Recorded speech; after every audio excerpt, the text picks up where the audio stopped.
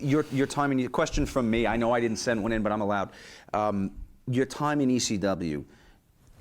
Tons of those guys have been on our shows and have talked very openly about the drug use in the locker room, and it was really a lifestyle. You almost were an outcast in ECW if you weren't a participant in that partying lifestyle. Is that where it started for you, or was it before that's that? funny because that's the only place I think I was ever clean. Really?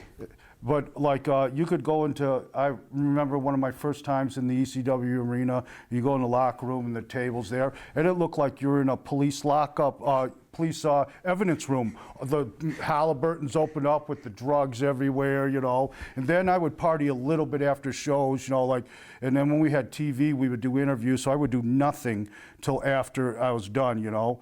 In WCW, I started partying every day, and then I tried to be sober for my matches, you know. Right. And then by the time I got to WWE, I was really having a hard time being sober, but Dean and I were traveling together, me and Dean Malenko, and he doesn't do drugs or nothing, you know, and he's keeping my feet on the earth. Once he became an agent, I was left to my own, and that was it. I was stoned from the time I got up till the time I went to bed. I'd go 2-3 days without sleeping. I can't remember matches, you know, nothing. Like, right. I just went through the motion. It was amazing that nobody figured it out. That's what really amazing to me, that I was able to keep that a secret, you know. I used to take that Nubane all the time, and I'd have to inject it under my tongue so that I wouldn't have track marks anywhere. And there's something wrong with you when you're sticking syringes in your mouth, you know. Were you being tested in WWE at the time? No, no. Really? Okay. And that test doesn't mean nothing. In WCW, in WWE, I think if you got in trouble for something, they'd test you, but somehow I never got in trouble. WCW, they tested us, and I flunked 2 or 3 drug tests, and they liked me there, and Eric Bischoff goes, well, what are we going to do? You can't keep flunking these drug tests. And I just didn't care, you know, and I told him, I go, stop fucking testing me. I was never tested again. Wow. I was never tested again. Because I didn't care, because I knew that I was going to go to WWF if I left there. Right. So it wasn't like I was worried about losing a job or anything, and I just didn't care. In WCW, we were on the road outrageous 40, 50 days straight, and some of them are days off, and that's what the boys were doing, you know. Yeah. Doink from the board at F4W Online asked, the lowest thing you did to get drugs whilst living on the streets? Stole. All drug addicts are liars and thieves. I would steal shit from stores. You can't be trusted. The liars and if somebody's a drug addict, if they tell you they weren't a liar and a thief, then they're not honest. Jack Raines, what made you decide to get a tattoo on your face? Was it drug related? I was fucked up on drugs. I don't know why I did it. Half don't even really remember doing it. Kitten Drew Chavo 4-leaf from the Crap Forum. Oh, we read them all. Were you aware of the fact that everyone was wondering where you had gone and the death speculations that popped up every once in a while? What'd you think about it? No, I just cut myself off. I'm usually a very proud person. You cannot like the person you are when you're on drugs. And I just tried to totally forget that part of my life, you know, that it ever happened, and just was, you know, like, I wouldn't acknowledge I was a wrestler or nothing, you know. I just tried to, like, that never existed, you know. Because then I would have to start facing what I was doing now. Because something I learned when I was a little kid, you're supposed to ask yourself every day if the things you are doing is making your life better. Well, I would have known the answer was no, and I wasn't ready to quit drugs. So I would just ignore all that. Like, if somebody's seen me and said, hey, aren't you, I would say, no, I'm not. I have no idea what you're talking about. Really? Yeah. Well, that leads to the next question. Psychosis, auto theft from the Crap Forum. When you were homeless, did you ever tell street friends that you did pro wrestling in front of tens of thousands of arenas?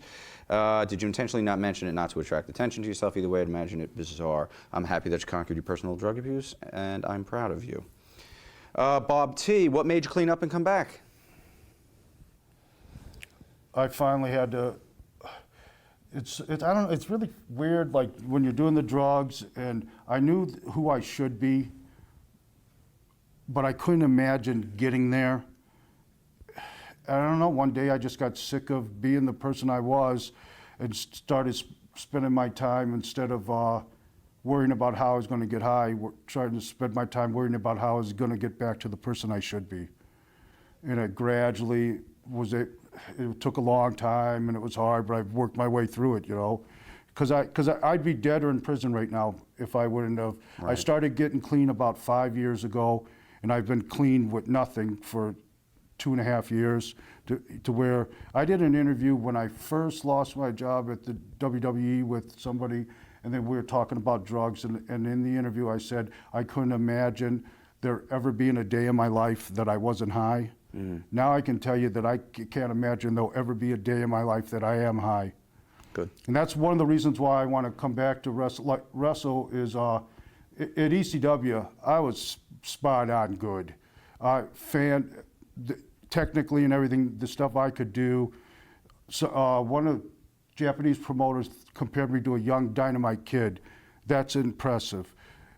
I lost that ability somewhere over the years with all the drugs. I think I got a little left in, like I like to give it back to the fans a little bit and prove that I could do some of the things that I used to do. Beautiful. Let's take a look at this video submission from Adam K.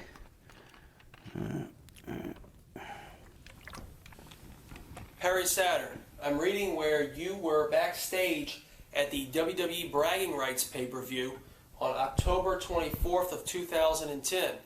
How did you end up backstage at that event? And what were your experiences like that night? Did Vince show any interest in bringing you back to the company? There you go. All right. Dean Malenko and I were together for 300 days out of the year for a decade. When I fell off on the drugs, I didn't talk to him in a long, all them years, and finally got my stuff together. And like before, on the drugs, I couldn't let Dean see me like that.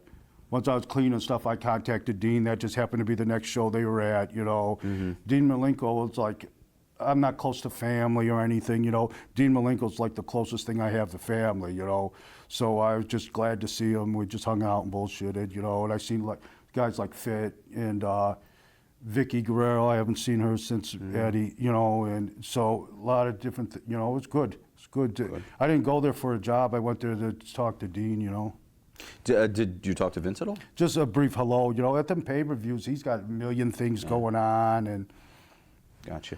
Greg Pike, is it true you now work for a company that makes doors? no.